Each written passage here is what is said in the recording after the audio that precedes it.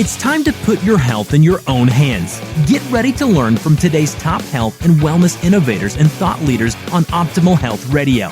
Now, here's your host.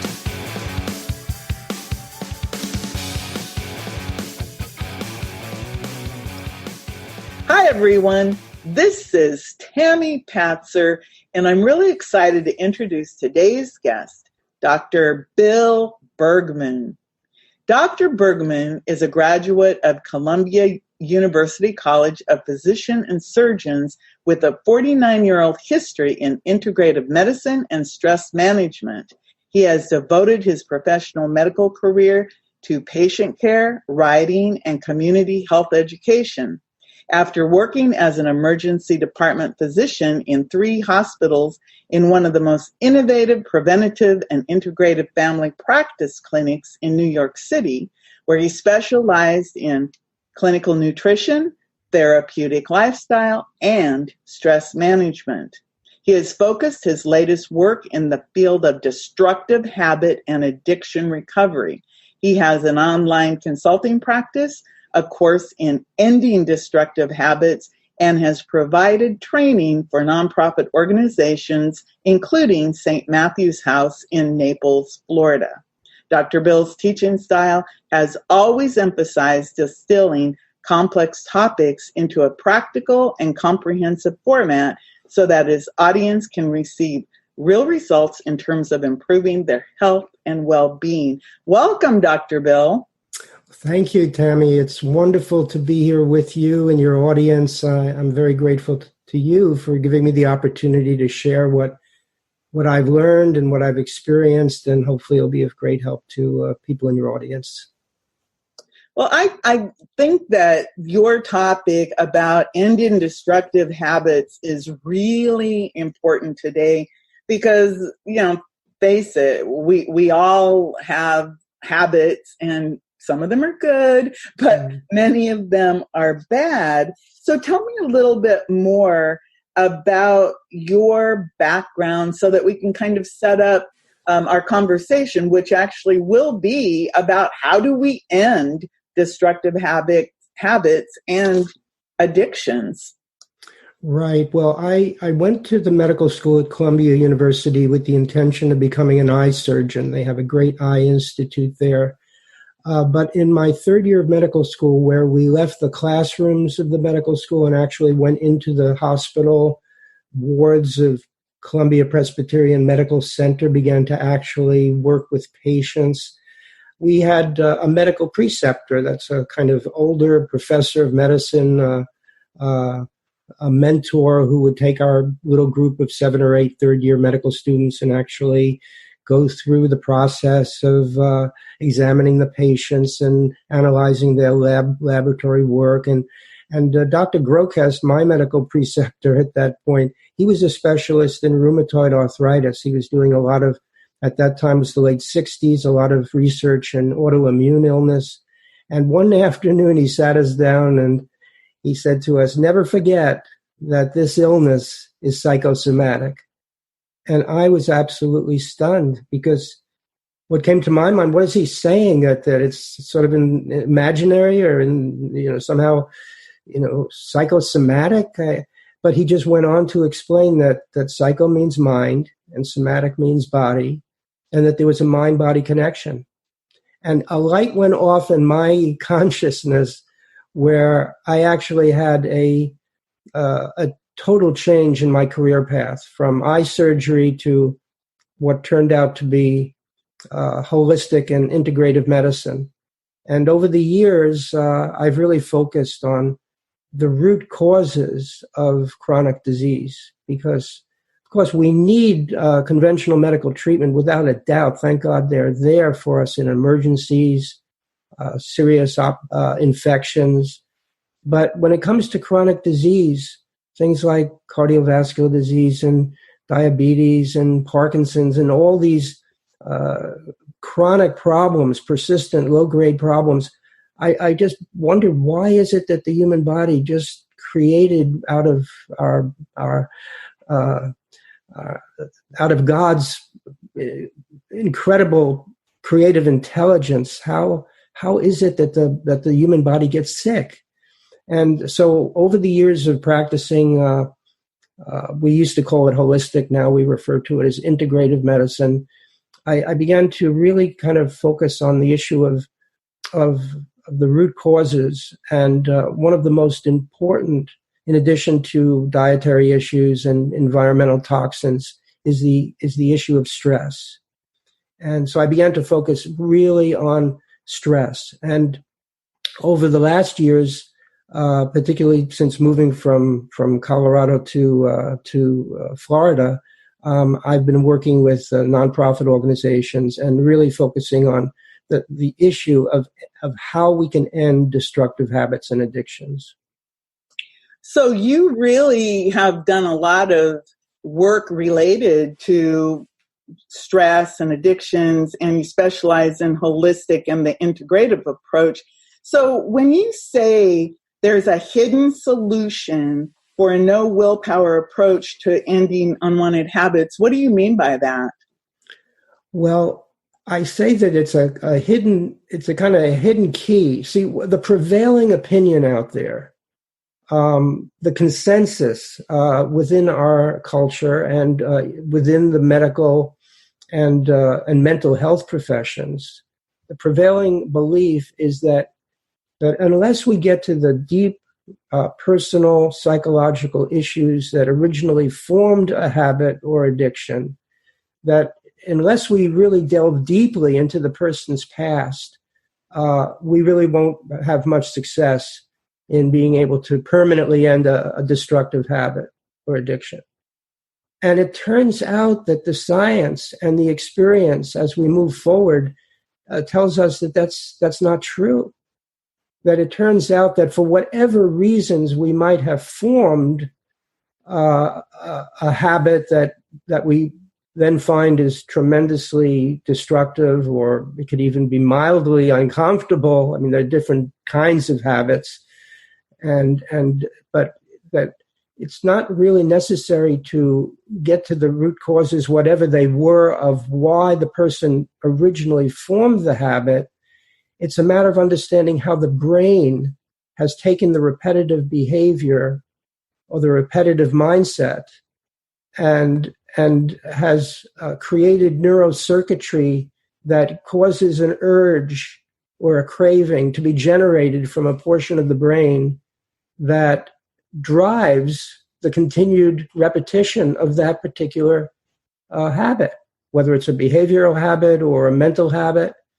And as we can gain insight as to how the brain is creating that circuitry, we now have, through the modern brain science, the key to being able to actually end it.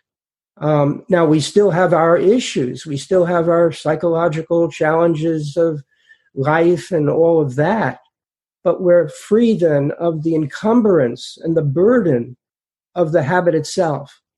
So we're free to be able to get on with our life, go through our personal and professional activities, and deal with our issues, but we're not encumbered by that destructive habit or addiction. So when we have these habits of, is it necessary to get into your deep personal issues in order to get rid of these bad habits? What's really behind all of it? Well, it's the way that the brain, we can kind of, in a way, simplify the issue of brain science, at least for the purposes of understanding how to end a destructive habit, by clarifying that there's essentially two parts to the brain. There's the lower brain, which is actually kind of in the lower part of the just above the brainstem, they call it, and then the higher brain, which is higher up in the skull. The lower brain, which is from an evolutionary point of view, is kind of like, reptilian is one way that they describe it. It's a brain that operates totally on the basis of survival, and totally on the basis of instinct, and totally on the basis of repetition. And this lower brain is vital for our life functions. We wouldn't be able to have a heartbeat. We wouldn't be able to breathe. We wouldn't be able to digest our food. All of our basic physiological function, procreation, and all of this is through the function of the lower brain. Now, above that, the higher brain is where we have our more, we can say, the qualities of what it is to be a human being rather than being an animal, a reptile. The higher brain is the human qualities of love and compassion and altruism. This is where we have a conscience. This is where we make choices. This is where we have judgments. And so we have the lower brain concerned only with survival, and we have the higher brain, which is what really we can say it can give us the ability to discern between right and wrong and what we want to do, what's healthy or unhealthy. And so what happens is through repetition of behaviors that are not really in our best interest or even destructive, the lower brain, which doesn't really have a thinking capacity, it just works based on repetition. It forms these conditioned neurocircuits, which then, as a consequence of having been repeated many, many times, is interpreted by the lower brain as necessary for survival, and therefore generates urges to continue that habit, even though from a higher brain point of view, it's actually not in our best interest, might even be tremendously destructive.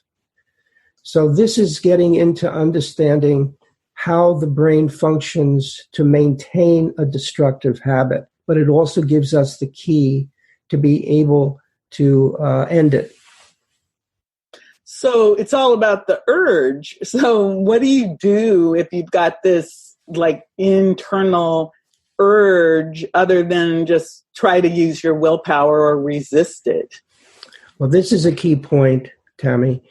You see, when we get the urge, we feel as if we've got to act on our habit.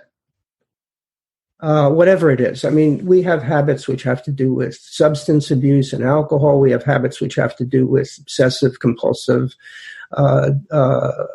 activities. We have habits related to gambling and shopping and binge eating, all of these kind of habits. We have habits of a mindset where we're just anxious, where we're maybe kind of pessimistic, where we're constantly procrastinating, we're just in a state of discontent. These are all various kinds of habits, but they're all essentially driven by the urge.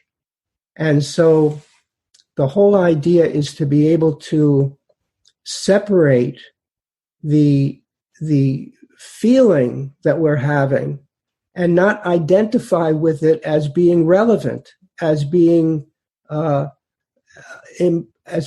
true, as being, in other words, we use willpower because we think that those feelings are actually to be taken seriously, because the feeling or the urge, it expresses itself through our consciousness. And so we have a feeling we should do the habit, but then we also have from the higher brain, no, you don't want to do it. And so we feel like we're kind of fighting ourselves, and the only way to deal with it is to kind of give into it, to end that tension associated with the buildup of that urge, or we have to fight it with our willpower, white knuckle through it, when actually we just have to recognize that it's a kind of neurological toxicity from the lower brain based on repetition and reinforcement that's leading to the urge. And the more we gain the insight of what that urge is, that it's coming from the lower brain, it's not really a true urge that we need to act on. We don't have to give into it. The more we create separation between ourselves, our true self, and that kind of addictive feeling, it even can express itself as a kind of addictive voice. The more we create the separation, the less we have to act on the urge. And the good news, here it is, Tammy, the good news is that if we let the urge go without acting on it, over time, those urges will fade and weaken. Those neural circuits become kind of like because they're not being used as frequently, they begin to fade. This is a concept that we call neurotoxicity. So I hope that gives you some clarity as to why it's not willpower fighting one part of us fighting another part of us. It's that we are really kind of dealing with something which is coming from the lower brain, but it's certainly not us, and therefore we can really kind of dismiss it. And dismissing the urge leads to the weakening of the neurocircuitry that's driving the habit. So it's kind of like seeing the urge in a new way. So you ignore the urge and then it kind of weakens because it's not getting its needs met in a real simple way of putting that together. So can you tell me more about the latest brain science to clarify how all of this works? Well, we have the impulses, the signals from the lower brain based on the repetition that makes the lower brain, even though it really doesn't think, but it kind of interprets the repetition and the reinforcement as necessary for survival. So it generates these urges. If we don't understand that those urges are kind of a neurological toxicity, then we act on them. We feel like we should.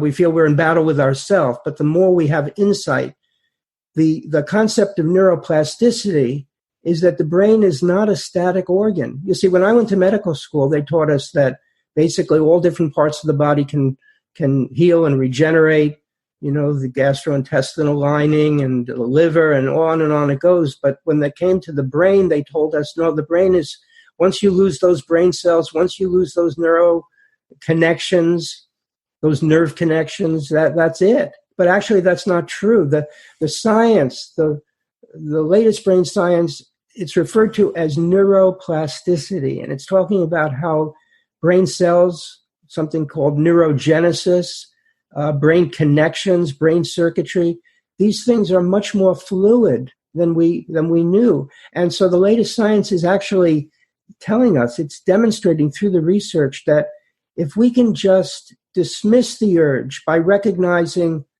what it is, and that it's really not to be taken seriously, that it's neurological garbage, that the urge will pass. And then by not acting on it, those circuits from the lower brain weaken. And as a consequence, we don't have the urge. Without the urges, we won't have the habit. Now, we still have all of our life issues. Yes. But we're no longer encumbered, as I said before, by this destructive habit. So the neuroplasticity is the latest brain science to really give us the hope that the brain can heal. The brain can actually rewire as a result of gaining insight and understanding that allows us to let the urge kind of come and go rather than a compulsion to kind of act on it because we feel it's relevant or that it really is coming from, it's a part of us. It's not.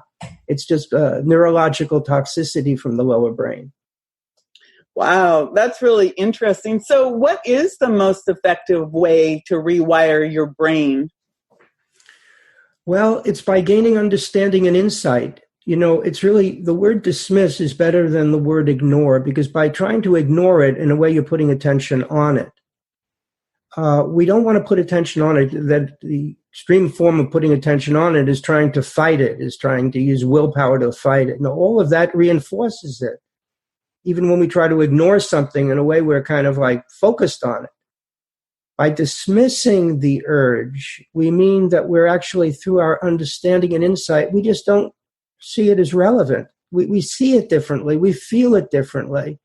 One of the analogies that I like to use is from The Wizard of Oz. You remember that Dorothy and her friends were just so frightened of the Wizard of Oz, and he was that all-powerful wizard, and he was just, his voice was booming, and then the little dog Toto pulled the curtain on the wizard, and he turned out to be this kind of kind of professor type, working all these dials and all these levers and generating this image, this illusion of this powerful wizard. So it's kind of like the Wizard of Urge.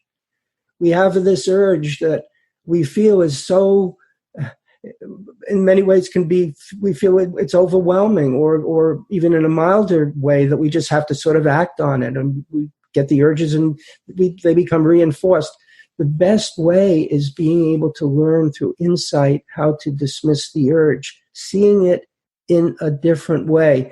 And I can give you an analogy, kind of like a backseat driver who, as we're driving, and and you're getting to the intersection, you see the yellow light, you decide you want to stop. But in the back seat is this person back there screaming for you to go through the light. And the screaming from the backseat driver might be very intense, but in a way it has no control at all over the steering wheel or the accelerator or the brake in the car. So that backseat driver is like the impulses from the lower brain. And the more we recognize it's a backseat driver, I don't have to pay attention to it. It will fade. As the urges fade, then those circuits weaken. And as they weaken, and over time, for some people it takes a certain period of time, for others it can take longer. It's all many variables depending on the level of understanding and insight. But the more that we can be able to see, we don't have to pay attention to that backseat driver. Those urges will fade, and with the end of the urge is the end of the habit. Wow, that's really important breakthroughs that you're talking about. So if somebody wants to get in contact you to find out more about how to work with you, what's the best way to do that? Well, I have a free special report on the topic that we've been talking about this morning, Tammy, and they can just go to any of your listeners, www.enddestructivehabits.com, enddestructivehabits.com. And they'll get a report, and it goes over this information in a little bit more detail and kind of introduces people to the work that I'm doing, helping them one-on-one or through workshops and other things which I have available. Okay, super. So what is your website again? It's www.enddestructivehabits.com. enddestructivehabits.com. And could you repeat exactly how people can get that report? Well, that's the website they go to. If they go to that website, they'll be able to give me their email so that I can send them the free report. Okay, great. enddestructivehabits.com. I think that this is really important. And another time, I think I'll invite you back and we'll have another conversation and dive a little bit deeper into this topic and maybe get a little bit more specific. I'd really enjoy that if you'd like to come back another time. Oh, I definitely would. I would appreciate that very much. And again, it's End Destructive Habits. It's plural on the habits.com. Okay. Enddestructive habits with an S.com. So before I let you go, is there any final thing you'd like to leave our audience with? Well, I'm just grateful to you for creating the platform for this kind of information to be shared with people. And I just know that it can be of great benefit to people, no matter what kind of habit or what kind of situation they're facing, the implications in terms of stress relief in general and relationships. And there's a lot to offer here. And I'm grateful to you for the opportunity to be able to share it with your audience. Well, thank you so much. And again, everyone, we've been talking about how you can end those destructive habits and the brain science behind them with Dr. Bill Bergman. Thank you so much, everyone. This is Tammy Patzer. Go make it a beautiful day. You've been listening to today's top health and wellness innovators and thought leaders on Optimal Health Radio. To get more solid health and wellness information, visit OptimalHealthRadio.com.